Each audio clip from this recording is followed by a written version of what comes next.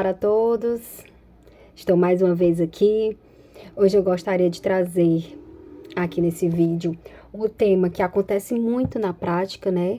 Do nosso aqui querido direito sucessório, o mundo dos inventários. Hoje eu queria trazer um tema que fala sobre, acontece muito na prática, né? Da vivência dos inventários, que é a venda de algum bem dentro do processo de inventário. É possível? Como é esse amparo jurídico? O que o Código nos diz? O que o Código nos traz? Tanto o nosso Código Civil como o CPC. Quais são os requisitos? Então, hoje eu gostaria de trazer aqui um pouco sobre esse tema, certo? Para contribuir aí nos estudos de vocês, na prática como advogados e acrescentar aí, né, no dia a dia da nossa luta na advocacia. Eu gostaria de começar a falar sobre a venda propriamente dita dentro do inventário. Como isso é possível? Se acontece realmente, se é possível, se é protegido esse instituto pelo direito. Por quê? Porque na prática a gente observa que acontece, certo? Só que a gente tem que trazer e fazer as coisas com segurança jurídica, com amparo legal, amparo da lei, para trazer segurança jurídica para o nosso cliente, para lá na frente não ser invalidado aquele ato, para mais na frente não ser prejudicial para o nosso cliente que nos procurou, para uma melhor consultoria, um melhor atendimento para ele. A gente vai trazer aqui algumas observações, alguns requisitos que devem sim ser vistos, serem feitos para um melhor ato, né, na hora da venda.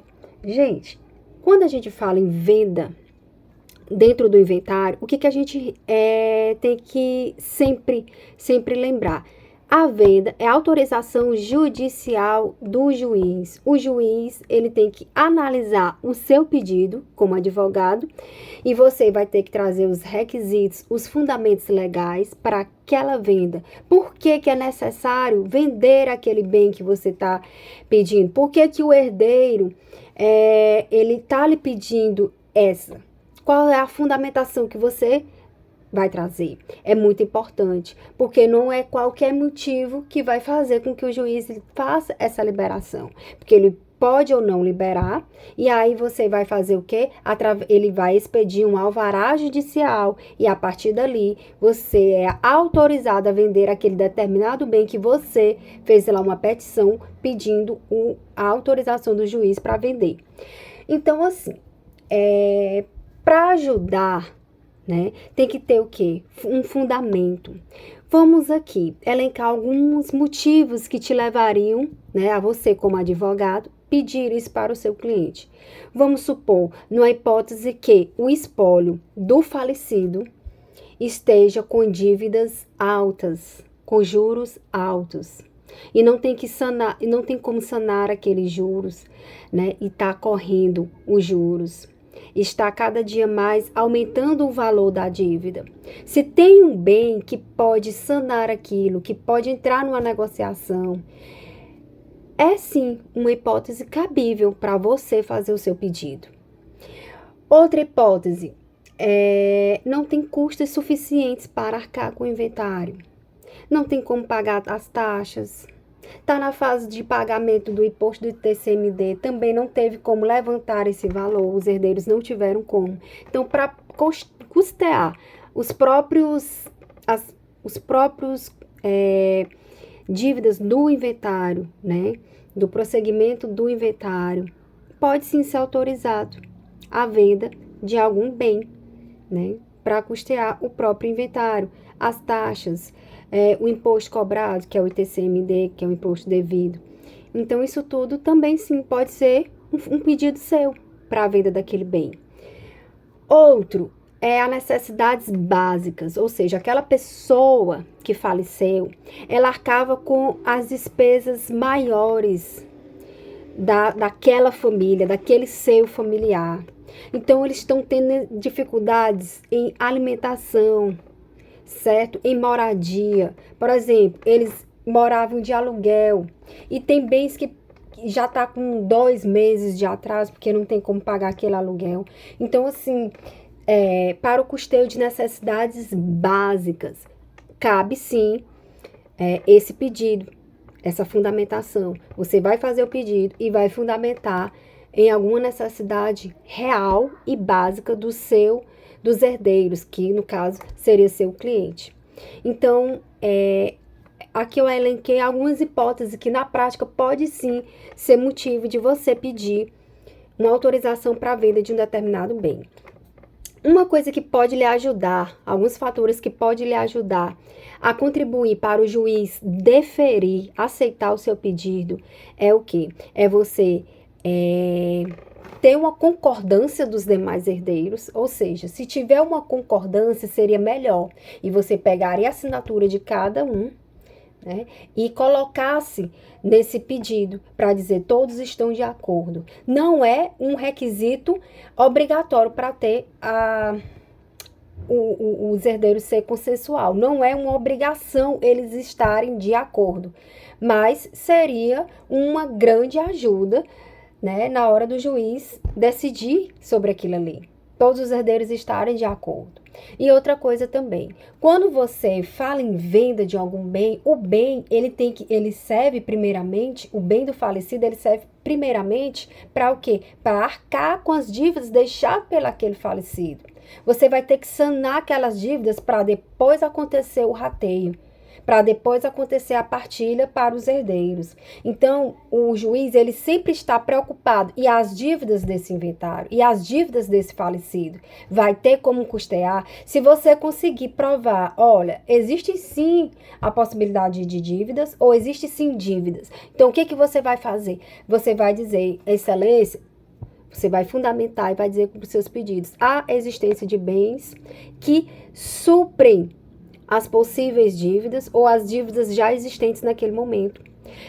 Existe no patrimônio do falecido bens que alcançam todas as dívidas. Então, o juiz vai se sentir mais seguro naquela liberação da venda do bem, certo? Então, essas duas hipóteses, elas favorecem o juiz deferir o seu pedido para ele liberar e através de um alvará judicial, ele libere essa venda desse determinado bem, certo? O que eu queria trazer aqui, uma observação na prática importante. Gente, todo alvará judicial, ele tem data para terminar a validade dele.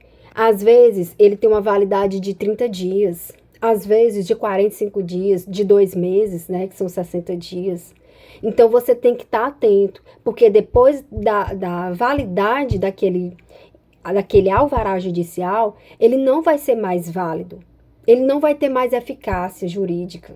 Então, o que a gente deve fazer? A gente tem que ter a consciência de pedir aquele alvará e daqui a 2, 3 meses o juiz analise e se ele deferir, se ele aceitar o seu pedido e expedir um alvará judicial, aquele alvará judicial, depois da data que ele for expedido, ele vai ter um prazo. Então, se você tem a venda, se você está com aquilo ali, a venda do inventário ou do bem, do alvará judicial, por meio de alvará judicial, você já vai ter que estar atento que aquilo ali tem uma validade. Então, é bom você já ir atrás do comprador de uma possível venda para aquele bem, até mesmo antes de pedir o alvará, certo? Você já vai ter que ver possíveis compradores para aquele bem, como é que está a situação dele para ser realmente vendido, certo? Então, esses cuidados são essenciais na prática da advocacia. Por quê? Porque o alvará, depois de expedido, ele tem prazo. Já pensou se você consegue a venda depois desse alvará? Não tem o que fazer, você vai ter que fazer um novo pedido. Então, é mais difícil o juiz analisar um outro pedido, vai demorar ainda mais. Vai o quê? Vai um pouco atrapalhar o andamento processual daquele inventário. Por quê? Porque toda hora você está peticionando, pedindo alguma coisa, certo? Então, na prática, temos que observar, assim, o prazo desse alvará. Então, ficar atento. Se você quer vender, se você vai pedir para o juiz uma autorização, que você já fique de olho em possíveis compradores, já tenha oferecido bem para alguém. Isso é muito importante. E outra coisa também, se você já tem, por exemplo, uma promessa de compra e venda, já tem um possível comprador para aquele bem, você também já pode colocar numa varagem, Juiz, excelência, a gente já tem uma proposta, a proposta é essa. Descreve o possível comprador, aí o nome dele, o RG, o valor que vocês estão passando daquela possível venda daquele bem. Então, isso tudo também é importante, porque o juiz vai se sentir mais seguro de estar liberando ou não aquela venda. Isso na prática também é importante. O juiz vai ver clareza. Então, ele vai se sentir mais seguro ao tomar uma decisão se defere ou não aquele seu pedido de alvará judicial para a venda daquele determinado bem, certo? Certo. Vamos supor, aconteceu o pedido pelo juiz, né? Ele aceitou aquele pedido. Você pediu como advogado e o juiz aceitou. Então, depois que o bem é vendido, você recebeu o dinheiro, o que acontece? A pergunta é, eu como compradora daquele bem, eu posso já passar o bem para o meu nome? Gente, se eu comprei um bem dentro do inventário, com autorização judicial, através de um alvará judicial, eu já tenho essa capacidade de transferir do falecido para o comprador, diretamente, sem passar para os herdeiros e aí passar direto. Por quê? Porque teve uma análise do Poder Judiciário. O juiz analisou os requisitos, certo? E agora eu vou fazer um pequeno paralelo, porque o meu intuito aqui era de falar, sim, da venda de um bem no inventário, certo? Então, aqui o que eu queria trazer era isso. Eu vou acrescentar aqui, falar um pouco sobre a cessão de direitos hereditários.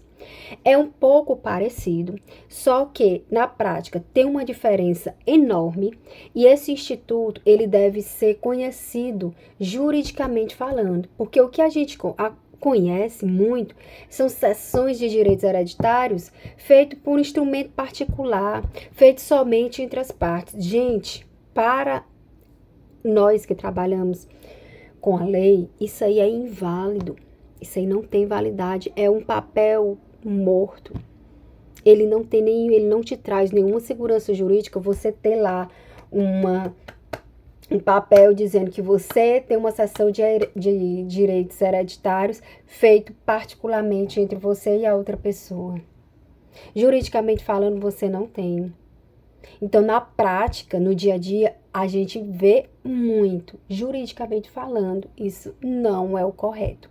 Lá no artigo, até anotei aqui para não esquecer, lá no artigo 1793 do nosso Código Civil, ele diz o quê? Ele diz que é ineficaz a cessão de herança quando ela é feita de um bem individualizado. Por quê? No inventário, o que a gente tem? No inventário, a gente tem a universalidade de bens.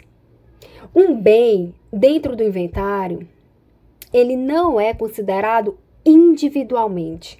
Ele é uma universalidade de bens. Ele é um todo. Todos os herdeiros vão ter o todo de todos os bens.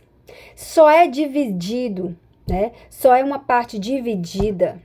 Só se considera o bem de forma divisível, dividida, particularmente um bem é falado dentro do inventário após a partilha. Você vê a massa, a universalidade dos bens. Tanto é que quem rege são normas do direito do Instituto do Condomínio. O condomínio são as normas do condomínio que regem o inventário. Por quê? Porque é como se fosse todo mundo sendo possuidor de tudo. É literalmente um condomínio. Condomínio o quê? O carro da pessoa que ela deixou, a moto ou o apartamento juntamente com um ponto comercial, é tudo, não é divisível como a gente faz na prática. Juridicamente falando, é uma massa única, vamos supor, é uma bola aqui, ó. Aqui é o espólio. Não é dividida que a casa, o carro, a moto, o apartamento, não é assim como a gente fala na prática. Para o direito, é isso, é o espólio. Você vai trabalhar esse espólio, você vai regularizar o que precisa ser regularizado, você vai tirar desse espólio as dívidas. Depois, você vai fazer a partilha e a partir de então você vai ter um bem individualmente falando. Antes disso, você não pode falar no bem individualmente. E o que acontece na seção de direitos hereditários? A pessoa cede uma coisa. Ele vendeu uma casa, ele cedeu. Primeiro, vamos lá destrinchar. Seção de direitos hereditários. O que significa isso? Seção, eu estou cedendo. Eu estou tirando o meu lugar e outra pessoa passa a ser no meu lugar. Eu cedi. É como se eu cedesse aqui o meu lugar, minha cadeira. Outra pessoa vai assumir o meu lugar. Então, eu cedi, o certo seria 30% da minha herança, ou eu cedi toda. Então, é importante, eu cedi. De direitos hereditários, ou seja, eu não estou falando de um bem individual, eu não estou falando de uma casa, eu não estou falando de um apartamento, eu não estou falando de um ponto comercial, eu estou falando de direitos hereditários, ou seja, o meu lugar. Não que a pessoa seja herdeira, você nunca vai poder transferir aquele seu papel, né? A pessoa entra como herdeira. Não é isso que eu estou afirmando, mas eu estou dizendo que você cedeu um lugar de acordo com o que? Seus direitos hereditários.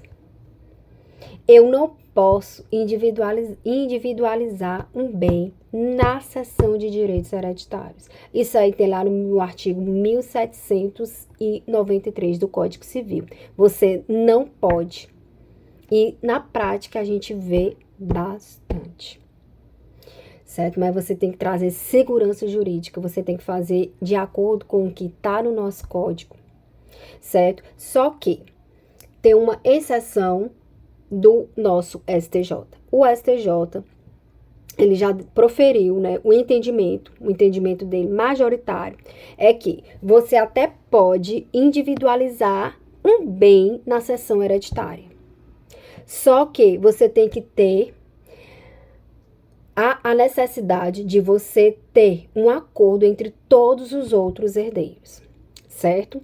Então, você vai colocar na sua seção de herança todos os bens ou todos os herdeiros estão em comum acordo daquela seção hereditária daquele determinado herdeiro, certo? Então tem que ter, por mais que seja a seção dele, tem que ter o acordo deles todos. O STJ, ele aceita a flexibilização desse artigo aí, que diz que não pode individualizar um bem na seção de direitos hereditários. Só que o STJ abriu essa possibilidade. Se todos estiverem de acordo, você vai poder sim fazer, individualizar esse bem na seção hereditária, certo?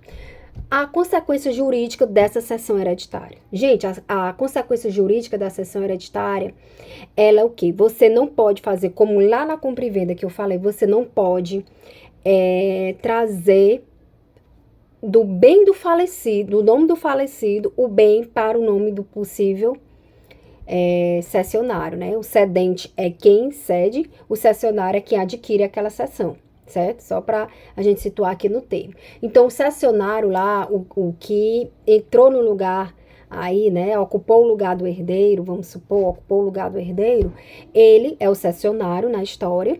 Então, ele não pode pegar o bem antes de terminar o inventário, porque lá na compra e venda pode, com autorização judicial, né, com alvará judicial, pode.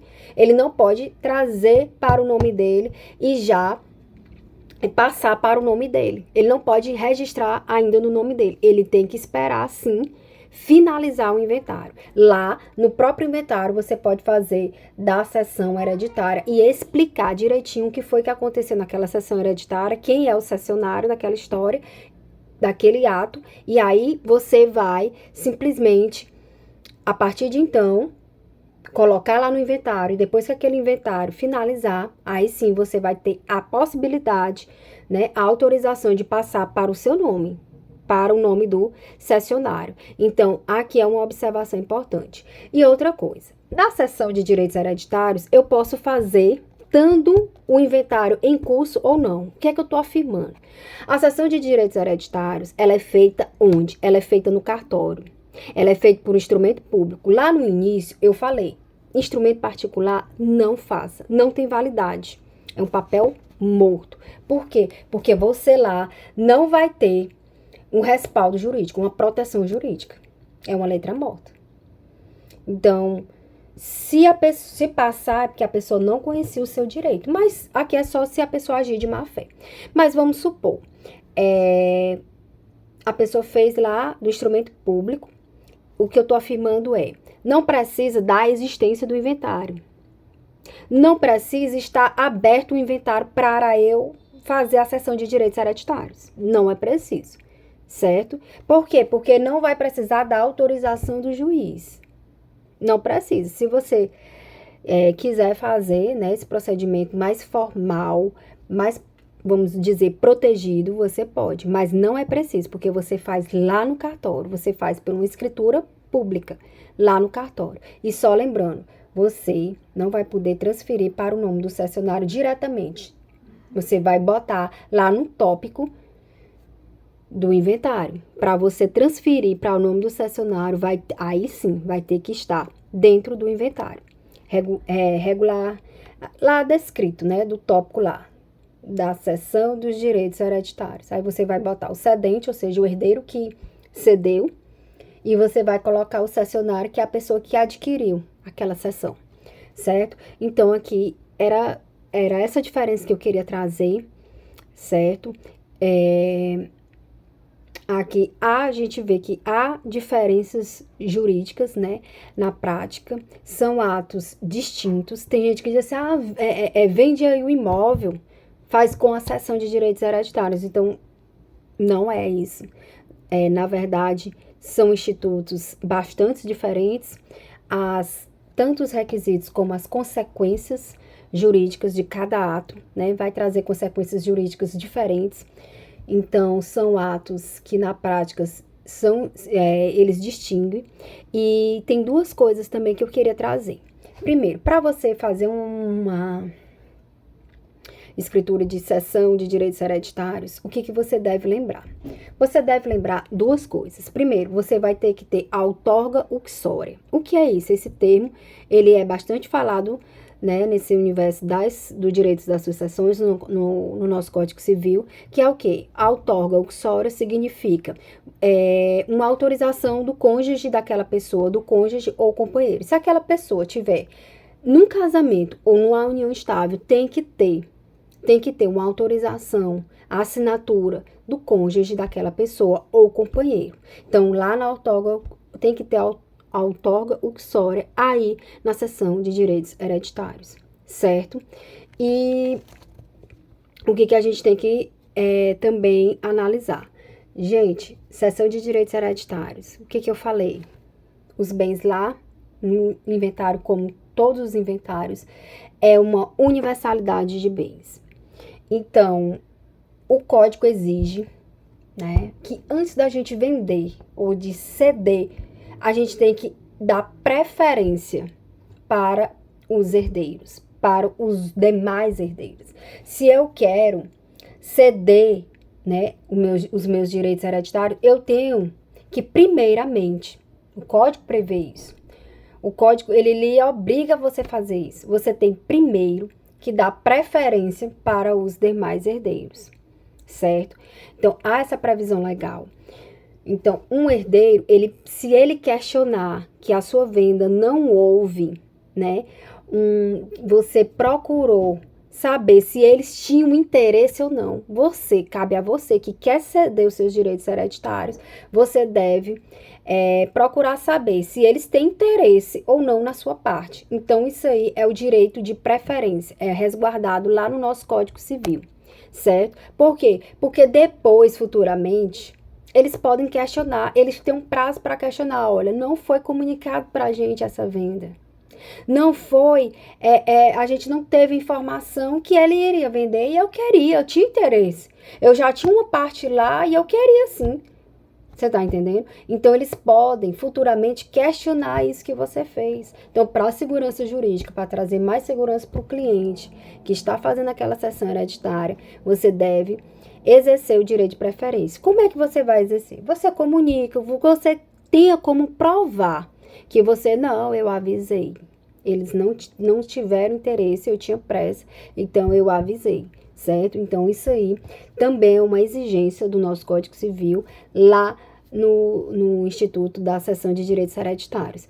Então, aqui eu concluo o que eu gostaria de passar hoje para vocês nesses vídeos. Aqui eu elenquei uma das principais coisas que eu vejo na prática, que faz total diferença quando a gente vai elaborar ou uma sessão de direitos hereditários ou uma venda. A importância que a gente tem que sempre estar em mente dessas coisas que eu falei, certo? Eu tentei aqui trazer a melhor forma possível de contribuir com você para quando você falar nesses institutos, você não esquecer desses detalhes. São essenciais quando a gente for confeccionar, certo? Uma sessão de direitos hereditários ou uma venda dentro do inventário, certo? Eu espero muito ter contribuído e gostaria desde já de agradecer, né, vocês que sempre estão aqui me ouvindo, né, e contribuindo para o fortalecimento desse canal, que tem uma semana, mas é com muito prazer mesmo que eu venho aqui. E qualquer dúvida, qualquer comentário, eu estarei à disposição para responder. Muito obrigada. Até o próximo.